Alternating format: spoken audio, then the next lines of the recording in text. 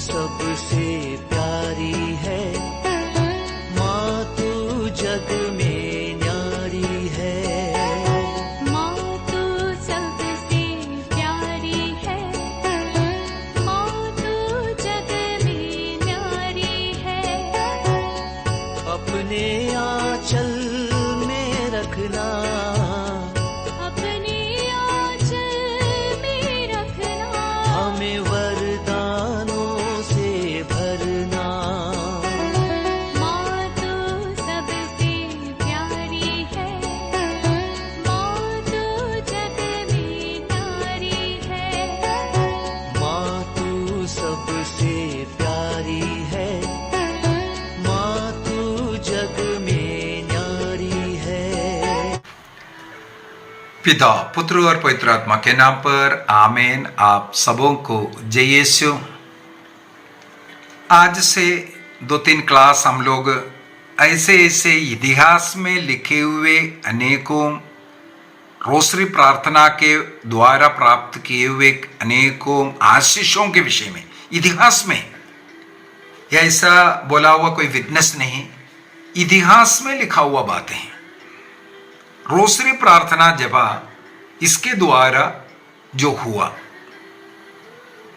हमारे इस पारिवारिक प्रार्थना एवं धर्म शिक्षा जो किताब है अनेकों के हाथ में है, इसका सदुपयोग कीजिए।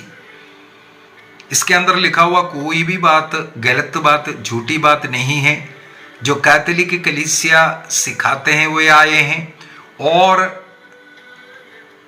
कैटेकिज्म of Catholic church, canon law, Vatican second council, इन सारे चीज़ों को, किताबों को सब पढ़ करके इसको तैयार किया है। और इसके अंदर पेज नंबर 199 से कुछ इतिहास के विषय में लिखा है, चाहे वो रोसरी का इतिहास हो, चाहे वो क्रूस रास्ता कैसे शुरू हुआ उसका इतिहास हो, या पवित्र हृदय का भक्ति के विषय में हो, या ये पवित्र बाइबल, हमारे बाइबल में 73 किताब क्यों होना चाहिए, 66 वाला किताब नहीं बल्कि 73 किताब बाइबल में कैसे है, क्यों है, कौन सा किताब को जो प्रोटेस्टेंट कलीसिया ने 17वीं सदी में निकाला, 16वीं सदी में भी नहीं, 17वीं सदी के बाद निकाला, ये सब आपको इसके इतिहास भाग में मिलेगा। तो ये इतिहास भाग बहुत ही सुंदर है, इसको अवश्य पढ़े। उसमें सबसे पहले माता मरियम की जो भक्ति और जो रोसरी प्रार्थना कैसे प्रारंभ हुआ उसका इतिहास मिलेगा। हमें मालूम है 12वीं सदी में संत डोमिनिक, उस समय पर एक पाषंडता बहुत ज्यादा बढ़ रहा था। पाषंडता, अल्बिजेंसियन पाषंडता कहते हैं। इस अल्बिजेंसियन पाषंडता के कारण अनेकों लोग कलीसिया छोड़ करके अंधविश्वास में सब पड़ रहा है, मिस्सा बलिदान में, प्रार्थना में भाग नहीं लेना, पाप का जिंदगी जी रहा है। क्योंकि अल्बिजेंसियन पाषंडता इसी प्रकार का जीवन जो कलीसिया द्वारा सिखा रहा है उसके अनुसार जीने का जरूरत नहीं, ऐसा कलीसिया से, मसीह से, ईश्वर से लोगों को दूर करने वाला पाषंडता था। उसमें दुखी होकर के संत डोमिनिक प्रार्थना कर रहा था, तब मां मरियम का दर्शन मिलते हैं, और सबसे पहले ये रोजरी प्रार्थना करने का आग्रह मां मरियम ने संत डोमिनिक से किया था। जो स्वर्गदूत का जो सल्यूटेशन, वो शैतान को भगाने का, इन पाषंडताओं को खत्म करने का एक बहुत बड़ा हथियार है। इसका प्रयोग करना और रोसरी प्रार्थना करने के लिए स्वयं प्रार्थना करो और प्रार्थना करना सिखाओ, ये आग्रह माता मरियम ने संत डोमिनिक से किया। इसके बाद अनेकों बार इस प्रकार का दर्शन संत डोमिनिक को मिलता रहा। प्रार्थना करने का तरीका, क्या क्या करना, कैसे करना, ये सब बातें वहां पर संत डोमिनिक को माता मरियम ने बता कर दिया। ये कहानी पूरा आपको पेज नंबर 199 से लेकर के 199 से लेकर के पेज नंबर 199 से लेकर के 205 तक का पेजों में आपको बहुत कुछ ऐसे बातें लिखा हुआ, और रोजरी कैसे करना है, करने से जो 15 आशीषें, ये सब यहाँ पर लिखा हुआ है। संत डोमिनिक के मृत्यु के कुछ वर्षों के बाद ईश्वर ने संत एलन डी ला रॉक को चुना इसी कार्य के लिए। सच बोलूं, जो रोजरी प्रार्थना को और अनेकों कंट्रीज में फैलाने वाला व्यक्ति ये एलन डी रॉक है। उनके द्वारा जो रोजरी प्रार्थना को बहुत ज्यादा बढ़ावा मिला, और माता मरियम और संत डोमिनिक भी उनको दर्शन दे करके गाइड करता रहा। तो ये सारे बातें आपको इस किताब के अंदर ही पढ़ने के लिए मिलेगा। तो इसका ज्यादा प्रचार करने के पीछे एक लड़ाई के विषय में यहां पर आपको मिलेगा पढ़ने के लिए। पेज नंबर 201 में उसके विषय में लिखा हुआ है। 201 में 1571 में और 1716 में 2 युद्ध चला था। ये है तुर्की के टर्किश जो सेना है उसके विरुद्ध में जो क्रिश्चियन सेना का जो आक्रमण है। जो तुर्की सेना अनेकों मेडिटेरेनियन उस इलाका पूरा अपने कब्जे में करते हुए, हमें मालूम है जब से इस्लाम शुरू हुआ है, लड़ाई, देशों को अपने अधीन करना, लोगों को मारना, इस्लाम कबूल करवाना, ये सब कार्य, युद्ध तब से शुरू है। तो उनके जितने भी ऐसे राजाएं हैं उन लोगों ने भी यही किया है, कार्य किया। विशेषकर यहूदियों के ऊपर, क्रिश्चियन के ऊपर, जो क्रिश्चियन पवित्र स्थान, यहूदियों का पवित्र मंदिर, हमें मालूम है आज उनके कब्जे में है। अनेकों ऐसा जगह बाद में लड़ाई कर करके छुड़ाना पड़ा है। तो उसी प्रकार का एक लड़ाई क्रिश्चियन सेना के ऊपर आक्रमण करने के लिए 1571 में जो लेपेंडो जो वार है हम लोग जो कहते हैं, उस समय पर पोप पियूस 5वां था। उन्होंने आग्रह किया, संत पापा पियूस पायस 5 ने आग्रह किया कि लोगों से सब लोग रोसरी हाथ में उठाओ और प्रार्थना करो। और उस समय पर क्रिश्चियन सेना का जो लीडर था एडमिरल आंड्रिया डोरिया, उन्होंने गाडलेपे माता का एक चित्र भी अपने पास रखा हुआ था। विशेषकर उनका जो जहाज है, जो शिप के अंदर, क्योंकि लड़ाई, ये वाला जो लड़ाई लेपेंडो जो लड़ाई है वो समुद्र में हो रहा था, तो उनके शिप में गाडलेपे माता का एक फोटो तस्वीर भी रखा हुआ था।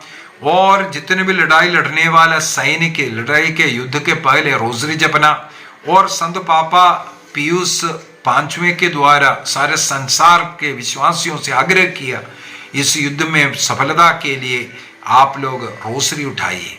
हमें मालूम है उस रोसरी प्रार्थना के कारण कमजोर क्रिश्चियन सेना इन दुश्मनों का, टर्किश का अनेकों जहाजों को डुबाया और अनेकों को उन्होंने अपना कब्जे में रखा। इस प्रकार वो टर्किश सेना डर करके, पराजित होकर के पीछे मुड़ करके भागा। अनेकों लोग क्रिश्चियन सेना के द्वारा मारा गया, प्लस कैद भी हुआ था। इसी प्रकार 1716 में भी एक और बार ऐसा विजय मिला। इसको देखते हुए मैंने रोसरी प्रार्थना शुरू करते इस महीने के प्रारंभ में ही इसका कहानी पूरा बता चुका है, इसलिए ज़्यादा उसमें नहीं जा रहा है। तो लड़ाई जीतने का पीछे रोसरी प्रार्थना को हम लोग देखते हैं। आगे के दिनों में भी इस प्रकार का कई उदाहरण मैं बता कर दूंगा। एक और उदाहरण, सेकेंड वर्ल्ड वॉर, दूसरी विश्व महायुद्ध। उसमें हमें मालूम है अमेरिका ने अगस्त 1945 का अगस्त महीने में, अगस्त महीने का 6 तारीख को लिटिल बॉय नाम का एक एटम बॉम्ब हिरोशिमा में डाला था। उसी दिन कम से कम लाख लोगों का मृत्यु उसी कहा जाता है 5-10 मिनट के अंदर हो गया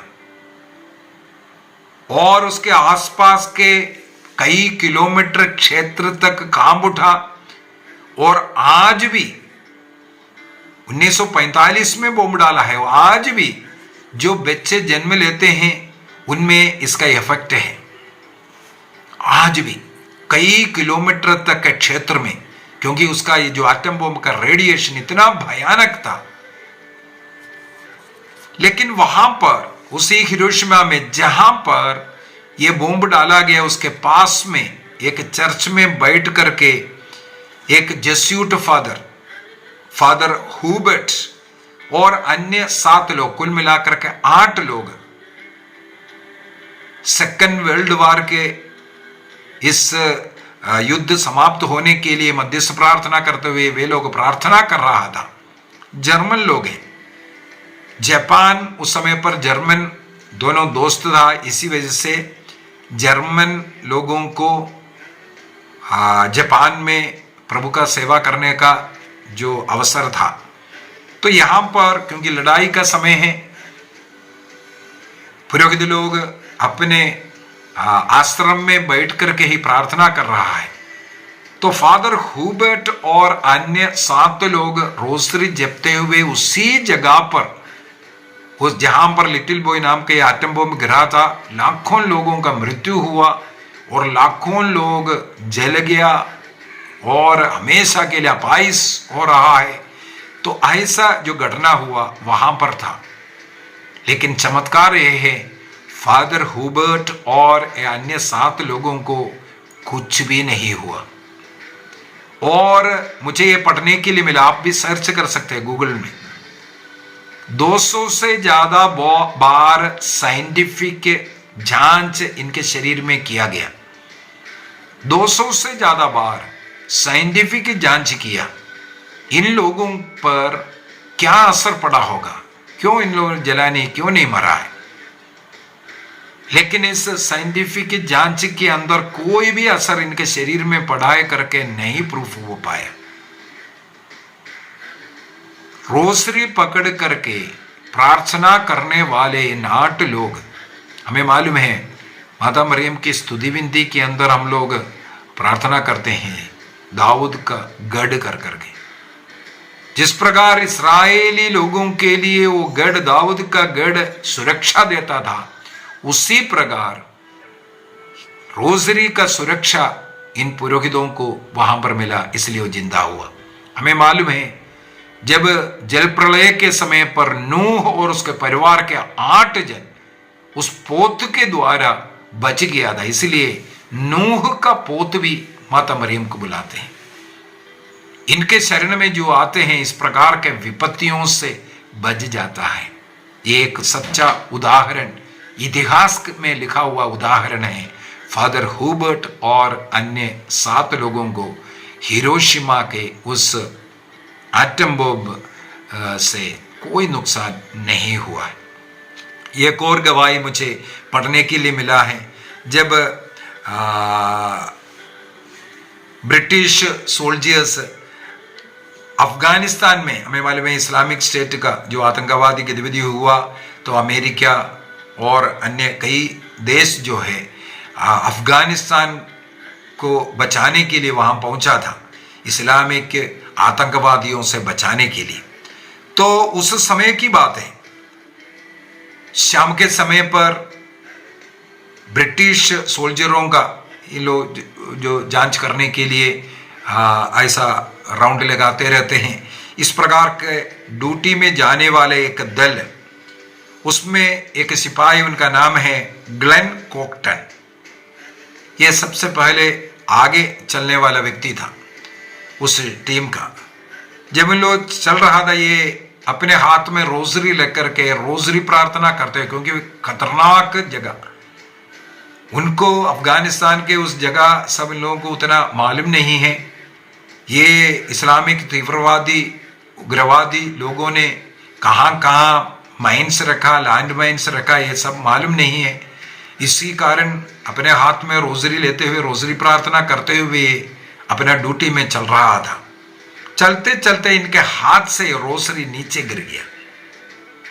तब उसको उठाने के लिए ये ग्लेन कॉक्टन ने झुक करके जब उस रोजरी को जमीन से उठाया, उन्होंने देखा उनके उस रोजरी जहां गिरा है वहां पर लैंडमाइन रखा हुआ है।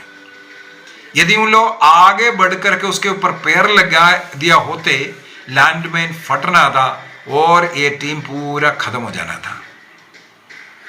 लेकिन ये रोजरी नीचे गिरा, उसको उठाने के लिए झुकने के समय पर उनके दृष्टि में ये लैंडमाइन आया, इसलिए उनका वो पूरा टीम बच जाता है। ग्लेन कॉक्टन ने गवाही देते हैं, उनके दादा के समय पर भी इसी प्रकार, वो भी एक रोजरी भक्त व्यक्ति था, वो उनका जीवन बचने का भी ऐसे एक घटना ये उस समय पर बताते हैं। एक और उदाहरण बोलते हुए मैं आज के क्लास को समाप्त करूंगा, क्योंकि ये सब इतिहास में लिखा हुआ बात मुझे पढ़ने के लिए मिला है। ये है ऑस्ट्रिया का। हमें मालूम है सेकेंड वर्ल्ड वॉर के बाद रशिया ने अनेकों ऐसे राष्ट्र, छोटे छोटे पास का उनके अच्छाई के लिए, उनके देश की सुरक्षा को मद्देनजर रखते हुए आसपास के अनेकों देशों को अपने वश में, अपने अधीन में कर दिया। उनमें से एक देश था पास का ऑस्ट्रिया नाम का देश। सेकेंड वर्ल्ड वॉर के बाद ऑस्ट्रिया को रशिया ने अपने अधीन कर दिया था। उस अधीनता से, उस गुलामी से ऑस्ट्रिया का स्वतंत्रता हो, इसके लिए लोग पॉलिटिकली, नेता लोग सब कोशिश किया, लेकिन वो विफल रहा। क्योंकि रशिया के लिए ऑस्ट्रिया महत्वपूर्ण एक देश है। इस ऑस्ट्रिया के द्वारा अन्य अनेकों लोगों, अन्य राष्ट्रों को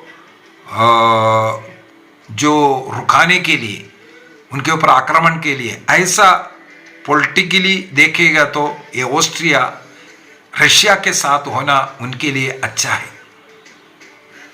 जियोलॉजिकली, जमीन के अनुसार देखेगा तो भी अन्य राष्ट्रों के डिफेंस के लिए ये ऑस्ट्रिया रशिया के साथ होना जरूरी है। और दूसरी बात, आर्थिक रूप से भी इस देश से बहुत फायदा रशिया को मिल रहा था। इसलिए ऑस्ट्रिया को फ्री करने के लिए, आजाद करने के लिए रशिया कभी तैयार नहीं हो रहा था।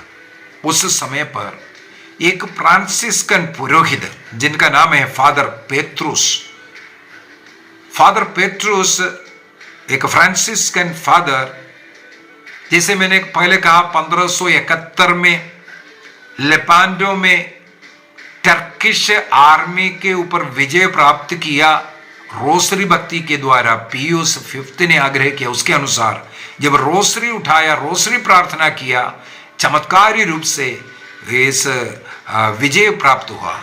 तब इस फादर पेट्रुस के मन में याद आया, यदि 1571 में लेपांडो में विजय हुआ रोसरी प्रार्थना के द्वारा, तो हम भी रोसरी प्रार्थना करेंगे और इसके द्वारा हमारे इस ऑस्ट्रिया, इस देश को रशिया के गुलामी से, अधीनता से छुड़ा सकते हैं।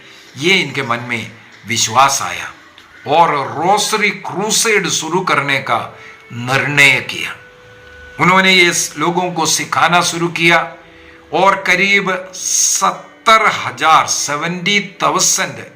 ऐसे रोसरी का प्रार्थना करने का आर्मी को उन्होंने खड़ा किया।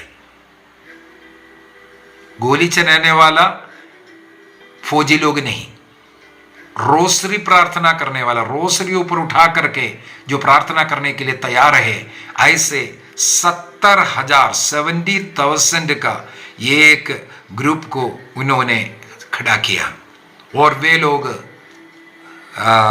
कसम खाया कि हम रोज ऑस्ट्रिया के लिए प्रार्थना करेंगे ऑस्ट्रिया को रशिया के अधीनता से छुड़ाने के लिए हम रोज प्रार्थना करेंगे। ये 70,000 ऑस्ट्रिया के लोग तैयार हुआ। तब फादर पेट्रुस और ये 70,000 लोग मिलकर के रोज प्रार्थना करना और कई कई जगह पर रोजरी जुलूस करना, इस प्रकार करना शुरू किया। एक चमत्कार इसके बाद ये हुआ 1955 में। 1955 में देखो, कुछ ही वर्ष के बाद वर्ल्ड वार खत्म हुआ, कुछ ही वर्ष के बाद 1955 में 13 मई के दिन में, 13 मई का क्या खासियत है? माता मरियम ने फातिमा में दर्शन दिया, 13 मई को शुरू किया था। उस 13 में फातिमा दर्शन का जो एनिवर्सरी, उसी दिन 13 मई 1955 के दिन में रशिया ये घोषित किया कि ऑस्ट्रिया को हम आजाद कर रहे हैं, फ्री कर रहा है। मैंने पहले कहा रशिया के लिए बहुत ही महत्वपूर्ण जरूरी देश है, अपने अधीन में रखना है ऑस्ट्रिया, क्योंकि ऑस्ट्रिया जियोलॉजी के लिए भी, पॉलिटिक्स के लिए भी और आर्थिक रूप से भी उनके लिए जरूरी देश था। लेकिन कोई लड़ाई नहीं हुआ, कुछ अन्य बड़ा गोलीबारी या लड़ाई नहीं चला, लेकिन रशिया ने चुपचाप ऑस्ट्रिया को फ्रीडम दे दिया। 13 मई 1955। आज भी इतिहासकार या पॉलिटिकल हेड ये जवाब नहीं दे पाया है कि रशिया क्यों ऑस्ट्रिया को फ्री किया। इतिहास में आज भी एक क्वेश्चन मार्क है, उसका आंसर है रोसरी प्रार्थना। यदि कई लोग बुराई के बंधन में पड़ा हुआ है, पाप के बंधन में पड़ा हुआ है, नशे के बंधन में पड़ा हुआ है, ऐसे दुख के बंधन में पड़ा हुआ है, अविश्वास के, अंधविश्वास के बंधन में पड़ा हुआ है, उनको अगर आप छुड़ाना चाहते हैं, हाथ में रोसरी उठाइए, परिवार मिलकर के रोज घर में प्रार्थना कीजिए। शैतान को आपके घर से, आपके परिवार से दूर करने का एक सरल उपाय है रोसरी उठाइए। आइए हम अपनी आंखें बंद करें। आज हम लोगों ने मनन चिंतन किया किस प्रकार 1571 में लेपेंटो में टर्किश आर्मी पराजित हुआ रोसरी प्रार्थना के द्वारा। किस प्रकार फादर हुबर्ट और अन्य 8 लोग हिरोशिमा में एटम बम से बच गया। और हम एक ब्रिटिश सोल्जर ग्लेन कॉक्टिन के विषय में भी सुना। रोसरी ने उनके टीम को बचाया। और अगला हम लोगों ने मन चिंतन किया ऑस्ट्रिया रशिया से आजाद होने का। 13 मई 1955 को विदाउट लड़ाई, कोई लड़ाई नहीं हुआ, एक फादर पेत्रुस और 70,000 लोग रोज रोसरी करना शुरू किया। रशिया ने ऑस्ट्रिया को फ्रीडम दे दिया। निर्णय कीजिए, हम भी रोज रोसरी उठाएंगे, परिवार मिलकर के रोज प्रार्थना करेंगे। इस प्रकार पाप बुराई से हम भी मुक्ति प्राप्त करेंगे। प्रभु के मुक्ति कार्य पर मनन चिंतन करते हुए प्रार्थना करने का निर्णय कीजिए। इतिहास गवाह है, जहां रोसरी उठाया, रोसरी मिलकर के प्रार्थना किया, उस घर पर प्रभु का आशीष कृपा। कल भी आगे भी हम लोग और कुछ गवाही सुनेंगे। प्रभु हम सबों को आशीष प्रदान करें, पिता पुत्र और पवित्र आत्मा के नाम पर आमीन। आप सबों को जय यीशु।